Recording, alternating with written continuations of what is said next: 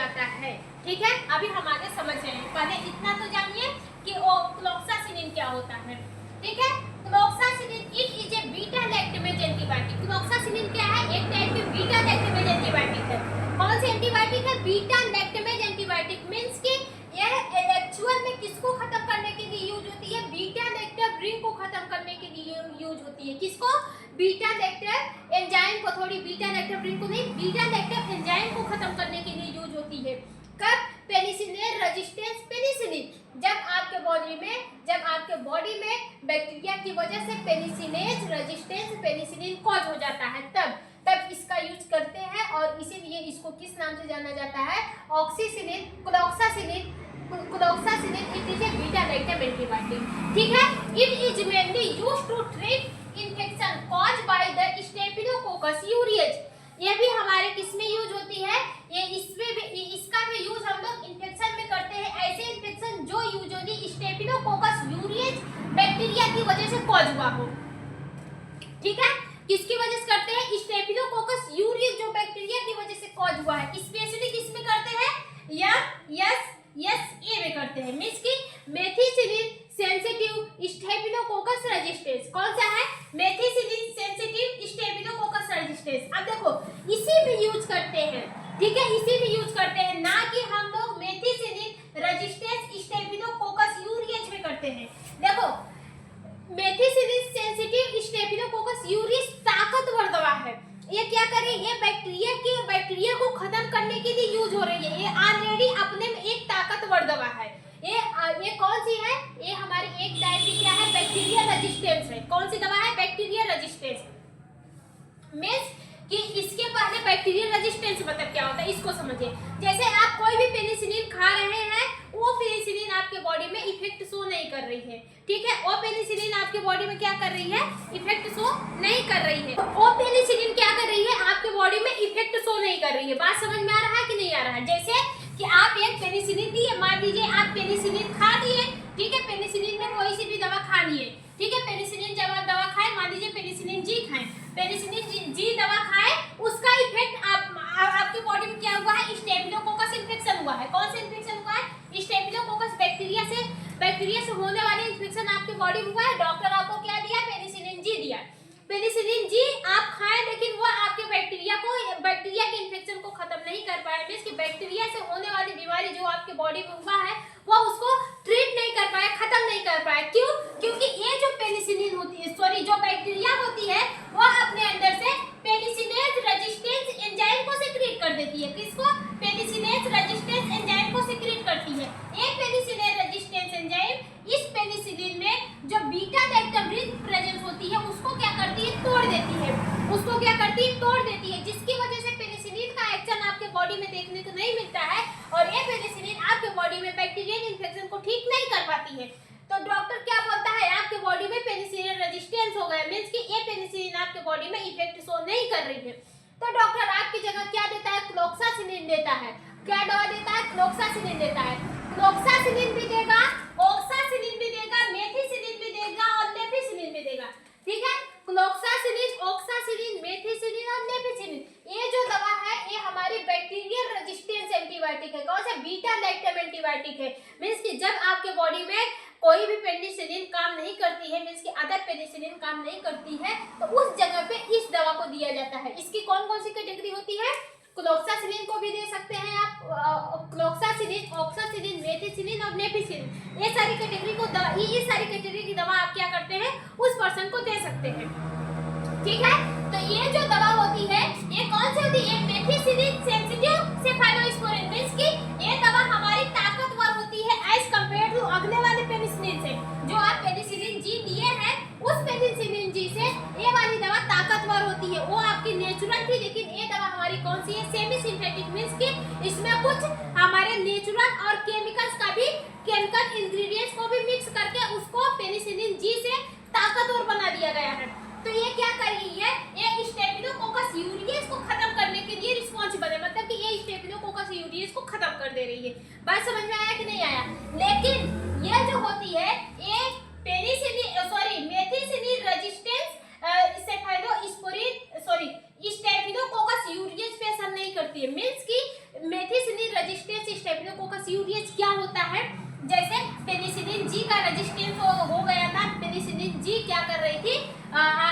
Body में गया, bacteria क्या कि बैक्टीरिया ही क्या कि पेनिसिलिन को ही खत्म कर दी। बैक्टीरिया किसको खत्म कर दी? पेनिसिलिन को ही खत्म कर दी। तो जिसकी वजह से पेनिसिलिन का एक्शन आपके बॉडी में नहीं मिला, ठीक है, जिसकी वजह से पेनिसिलिन का एक्शन आपके बॉडी में देखने को नहीं मिला। तो उस समय आप कौन सी दवा दे रहे थे? आप मेथिसिलिन सेंसिटिव दवा दे रहे थे। कौन सा है? Methicillin sensitive cephalosporin resistance. इसमें 4 कैटेगरी आती है। कौन कौन सी है? ऑक्सासिलिन है, मेथिसिलिन है, नेफिसिलिन है और आपका कौन सा है? क्लोक्सासिलिन। ये सारी दवा इसी कैटेगरी में आती है। लेकिन अगर इसी सारी दवा को आपके बैक्टीरिया ही खत्म करते हैं, जैसे मेथिसिलिन है, मेथिसिलिन आप दिए, मेथिसिलिन की हूबहू मेथिसिलिन के जैसा ही हूबहू आपका ऑक्सासिलिन भी करता है, आपका नेफिसिलिन भी करता है और आपका कौन सा करता है? क्लोक्सासिलिन। मतलब तीनों दवा आपकी हूबहू किसकी तरह काम करती है? मेथिसिलिन की तरह काम करती है। अब जब मेथिसिलिन रेजिस्टेंस हो जाए, मेथिसिलिन रेजिस्टेंस सेफालोस्पोरिन हो जाए, मींस कि मेथिसिलिन आप किसी भी पेशेंट में दिए, ठीक है, पहले क्या हुआ था? पहले आपको पेनिसिलिन दिया गया था, पेनिसिलिन जी दिया गया था। वो पेनिसिलिन जी को क्या की बैक्टीरिया खत्म कर दी। बैक्टीरिया क्या की इस पेनिसिलिन जी के एक्शन को इनहिबिट कर दी, ठीक है। अब उस जगह पे आप क्या दिए हैं? मेथिसिलिन दे रहे हैं। क्या कौन सी दवा दे रहे हैं? मेथिसिलिन। अब ये जो मेथिसिलिन है ये जाएगी, ये ताकतवर होती है किससे? पेनिसिलिन से। पेनिसिलिन जी से ताकतवर होती है। लेकिन जैसे आप मेथिसिलिन उसको देंगे तो ये भी क्या करेगी? बैक्टीरिया को खत्म नहीं कर पाएगी, मीन्स कि बैक्टीरिया को नहीं खत्म पाएगी। अब बैक्टीरिया क्या करेगी? अपने अंदर से पेनिसिलिन रेजिस्टेंस एंजाइम को पेनिसिलिन रेजिस्टेंस एंजाइम को सीक्रेट करेगी। Beta lactamase penicillin resistance enzyme को सीक्रेट करेगी। कौन सीक्रेट करेगी? बैक्टीरिया सीक्रेट करेगी। ये बैक्टीरिया क्या करेगी?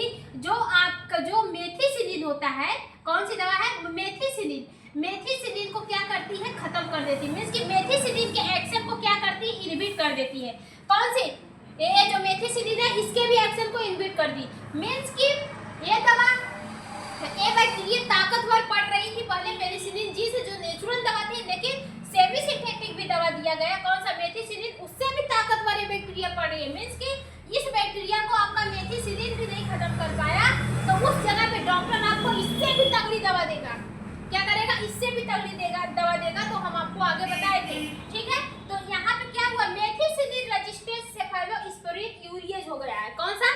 मेथिसिलिन रेजिस्टेंस सेफालोकोकस यूरिएज हो गया है, मतलब मेथिसिलिन रेजिस्टेंस हो गया यहाँ पे।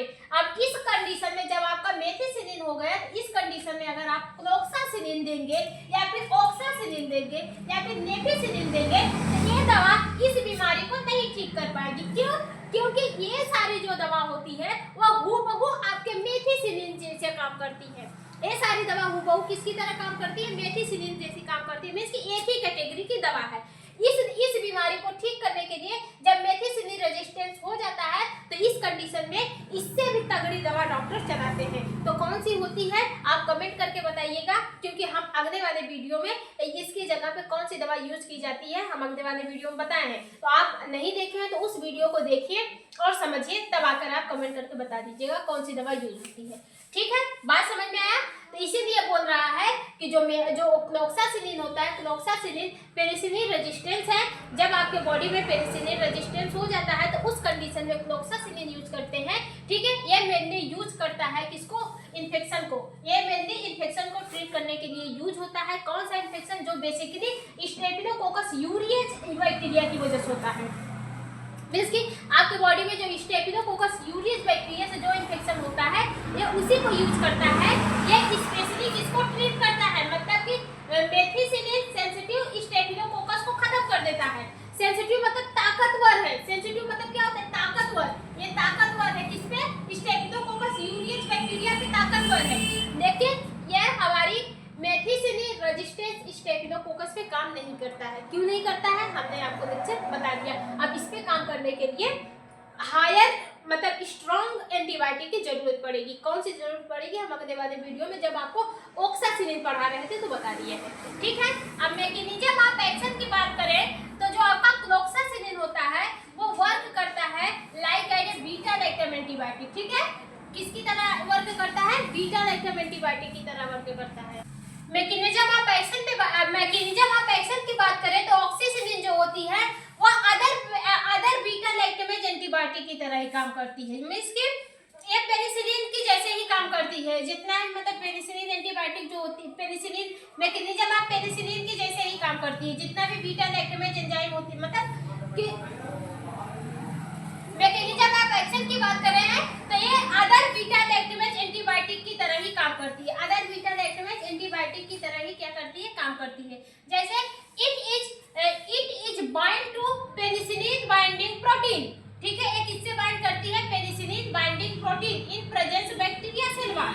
देखो हमारी जो बैक्टीरिया होती है, ठीक है, हमारी क्या होती है, ऊपर का समझ में आया ना, क्या दे रहे हैं, ठीक है, मैकेनिज्म ऑफ एक्शन देख रहे हैं। ये हमारी क्या होती है, बैक्टीरिया होती है। अब बैक्टीरिया की सेल वॉल पे क्या प्रेजेंस होता है, पेनिसिलिन बाइंडिंग प्रोटीन प्रेजेंस होता है। बैक्टीरिया की सेल वॉल पे क्या प्रेजेंस होता है, पेनिसिलिन बाइंडिंग प्रोटीन्स प्रेजेंस होते हैं, ठीक है। ये क्या करते हैं, ये अपने अंदर से क्या सीक्रेट करते हैं, ट्रांसपेप्टाइडेज एंजाइम को सीक्रेट करते हैं। क्या सीक्रेट करते हैं, पेप्टाइडेज एंजाइम को सीक्रेट करते हैं। अब देखिए, अब हमने क्या बताया था कि जो हमारी बैक्टीरिया की जो ये वाली जो सेल वॉल होती है, किससे बनती है, ये हमारी बनती है पेप्टाइड की चेन से, ठीक है, पेप्टाइडोग्लाइकन की चेन से बनती है। किससे बनती है,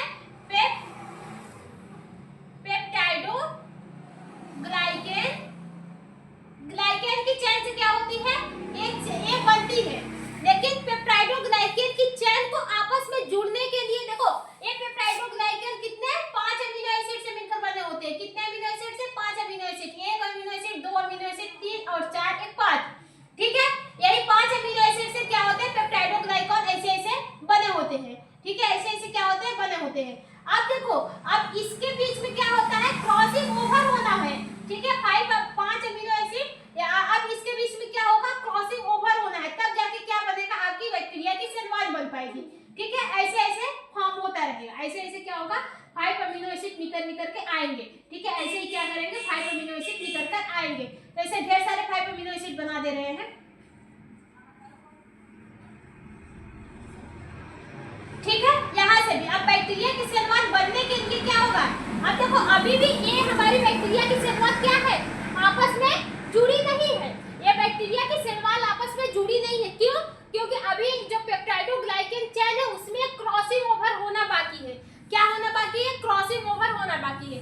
तब ये जो बैक्टीरिया में जो पेनिसिलिन बाइंडिंग जो प्रोटीन होता है, वह अपने अंदर से ट्रांसपेप्टाइडेज नाम के एंजाइम को सीक्रेट करता है। किसको सीक्रेट करता है, ट्रांसपेप्टाइडेज नाम के एंजाइम को सीक्रेट करता है।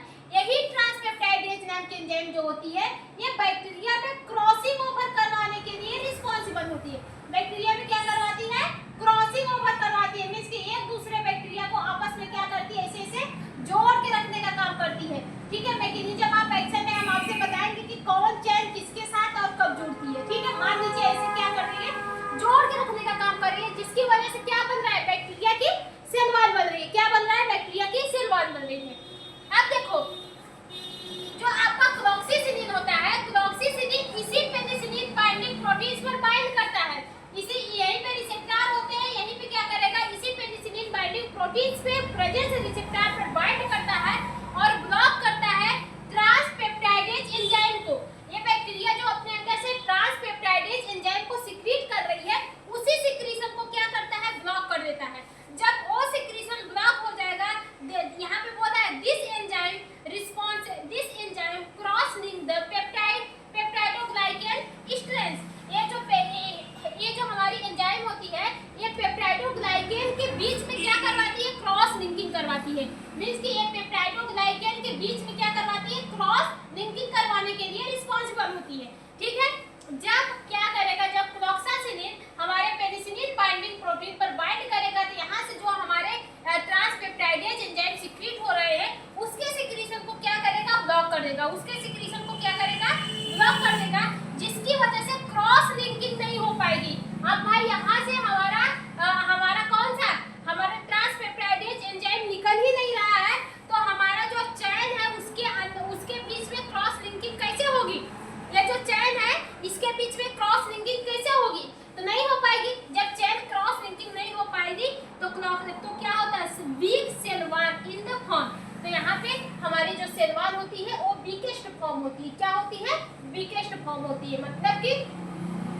वीक होती है, ठीक है, जिसकी वजह से आगे हमने आपको बताया था। यहाँ पे देखिए cloxacillin inhibit the cross linking. Cloxacillin जो होती है इसी क्रॉस लिंकिंग को रोकने का काम करती है। मींस की क्रॉस लिंकिंग मेनली किसकी वजह से हो रहा है? ट्रांसपेप्टाइडेज एंजाइम की वजह से हो रहा है। अब ये जो हमारे क्लोक्सासिलिन है, ठीक है, क्लोक्सासिलिन पेनिसिलिन बाइंडिंग प्रोटीन से बाइंड की, वहां से क्या की जो हमारे ट्रांसपेप्टाइडेज एंजाइम सीक्रेट हो रहे थे उसके सीक्रेशन को ब्लॉक करती। जब उसके सीक्रेशन को ब्लॉक कर देती है तो वहां पे क्रॉस लिंकिंग नहीं हो पाएंगे। तो वही बोल रहे हैं cloxacillin mainly inhibit the cross linking. जब क्रॉस लिंकिंग नहीं हो पाएगी तो बैक्टीरिया की सेल वॉल जो बनेगी वो वीक बनेगी, ठीक है, वो क्या बनेगी? वीक बनेगी। तो हमने पहले भी आपको बताया था बैक्टीरिया जो होती है, जो हमारे स्टेफिलोकोकस यूरियज होती है, वो थोड़ी सी ऑस्मेटिक नेचर की होती है। किसकी नेचर की होती है? ऑस्मेटिक नेचर की होती है। वो अपने अंदर क्या करती है? वाटर को एब्जॉर्ब करने लगती है। किसको एब्जॉर्ब करने लगती है? वाटर को। अब देखो, जैसे ही ये इसके बीच में क्रॉस लिंकिंग नहीं होंगे तो ये हमारी सेल क्या होगी? थोड़ी सी वीक बनेगी। मींस की मजबूती इसको चारों तरफ से नहीं मिल पाएगा। तो इस यहाँ से और यहाँ से क्या करेंगे? हमारे वाटर इस बैक्टीरिया के अंदर जाने लगेंगे। वाटर क्या करेंगे? इस बैक्टीरिया के अंदर जाने लगेंगे। बैक्टीरिया क्या करेगी? आप वाटर को अपने, देखो यहाँ पे वाटर इंटरसेल, जो वाटर होगा वो बैक्टीरिया की सेल में इंटर करेगा। अब बैक्टीरिया की सेल उस वाटर को एब्जॉर्ब कर लेगी। जब ज़्यादा एब्जॉर्ब कर लेगी, बहुत ज़्यादा, तो आप जैसे गुब्बारे में आप बहुत ज़्यादा पानी भर लीजिए, बहुत ज़्यादा, तो वो एक बार फूट भी करेगा। तो औकात से ज़्यादा क्या करेंगी? वाटर को एब्जॉर्ब कर लेती हैं, तो क्या होती है? भ्रष्ट हो जाती है, फूट जाती है। जब फूट हो जाती है तो ऑटोमेटिक आपकी बैक्टीरिया मर जाती है। इसलिए जो आपका क्लोक्सासिलिन होता है वह अपना एक्शन बैक्टीरिया को किल करके देता है। किसके किल करके देता है? बैक्टीरिया को किल करके देता है, ना कि बैक्टीरिया की ग्रोथ को रोक कर देता है। वो पूरी तरह से बैक्टीरिया को किल करके देता है। इसलिए जो हमारे क्लोक्सासिलिन है उसको बैक्टीरियोसाइडल एंटीबायोटिक के नाम से भी जाना जाता है। किस नाम से जाना जाता है? Bacteriocidal antibiotic. अब बैक्टीरियोसाइडल एंटीबायोटिक ऐसी एंटीबायोटिक होती है जो अपना एक्शन बैक्टीरिया को खत्म करके देती है, ठीक है, बात समझ में आई? देखते हैं कौन सा यूजेस की बात करें तो जो क्लोक्सासिलिन होता है वो मेनली किसमें यूज होता है? पेनिसिलिन रेजिस्टेंस यूजिंग जो सेफेलोस्पोरिन होती है, जो पेनिसिलिन रेजिस्टेंस कॉज कर देती है, बेसिकली उसी में क्या होता है? ये यूज होता है बेसिकली स्किन और सॉफ्ट टिश्यू इन्फेक्शन में, ठीक है, स्किन और सॉफ्ट टिश्यू इन्फेक्शन में। जैसे सेलुलोइड्स, हमने आपको बॉयल्स क्या होते हैं, जब जलने वलने पे जो इन्फेक्शन होता है, सेलुलोइड्स जो हमारे सेल्स में इन्फेक्शन होते हैं।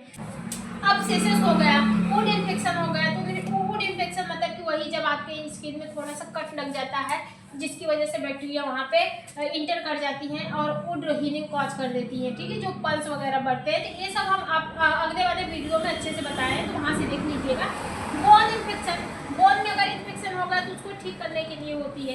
रिस्पायरेटरी इन्फेक्शन, ठीक है, हमारे जो बेसिकली जो न्यूमोनिया होती है, कौन सी न्यूमोनिया? जो रिस्पायरेटरी, जो सांस लेने में बहुत ही प्रॉब्लम होती है, ज़्यादातर छोटे बच्चों में देखने को मिलती है, तो उस बीमारी को ठीक करने के लिए हम लोग क्लोक्सासिलिन का यूज़ करते हैं। बैक्टीरिया हो गया, तो बैक्टीरिया हमने बताया था आपको, बैक्टीरिया एक ऐसी कंडीशन होती है जब हमारे ब्लड में बैक्टीरिया इंटर कर जाते हैं और ब्लड को इन्फेक्टेड करने लगते हैं, तो उस कंडीशन को बैक्टीरिया बोलते हैं। इस कंडीशन में क्लोक्सासिलिन का यूज किया जाता है। इंडोकार्डिटिस, इंडोकार्डिटिस में क्या होता है? जब इंडोकार्डिटिस कौन सा होता है?